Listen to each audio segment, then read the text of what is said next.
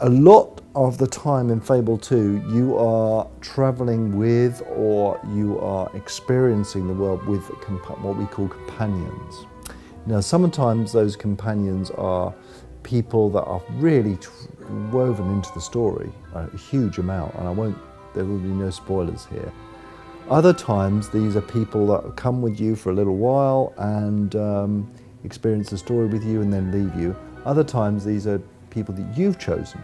We completely allow you to drag along anyone you like or anyone you can convince to come with you in the Fable world. So if you like the look of a particularly nice woman, you can charm her and then bring her along and take her on an adventure with you, and she'll comment on it, and you know, she won't be tremendous help, but it's nice to have a, let's say, relaxation on the journey as you go adventuring.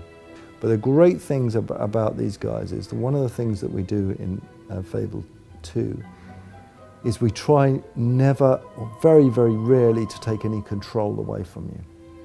While you're traveling, as you're traveling, people will be telling you stories. They'll be talking to you.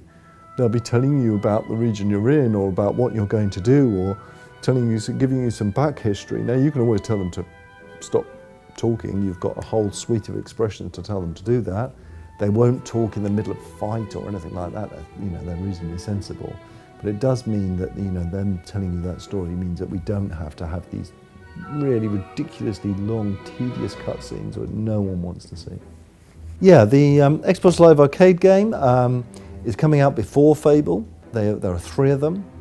And they allow you, they're like gambling games, and allow you to play these gambling games, and any money, and all money you accumulate in those games is imported to Fable when you own Fable. If you already own Fable, it's all automatic. What you'll find is if you've got your 50,000 that you've earned in the Xbox Live Arcade game, you'll find that as you go through the story, you don't get it immediately you start the game, because you start the game as a little kid.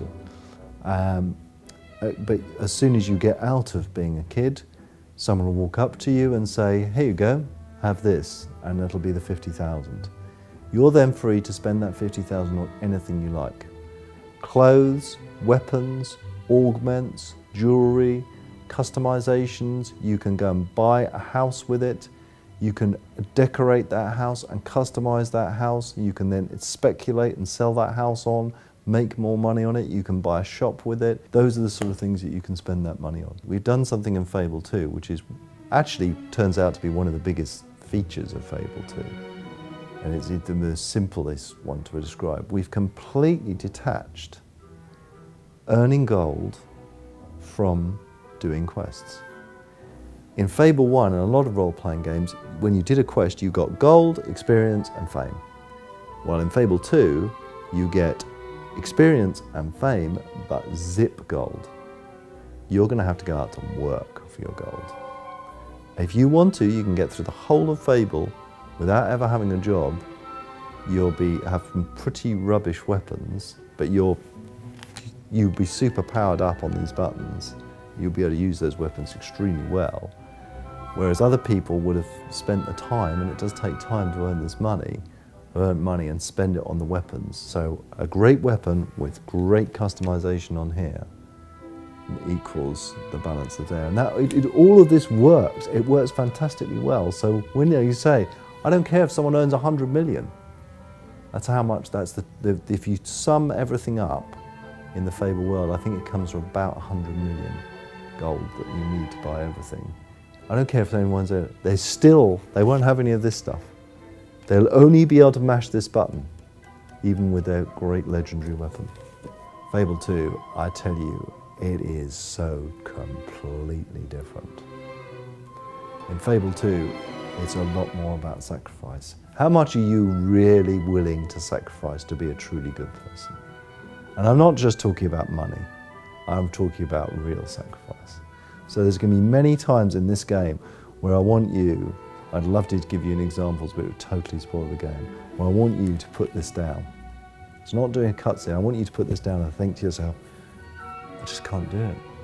I just cannot be that good.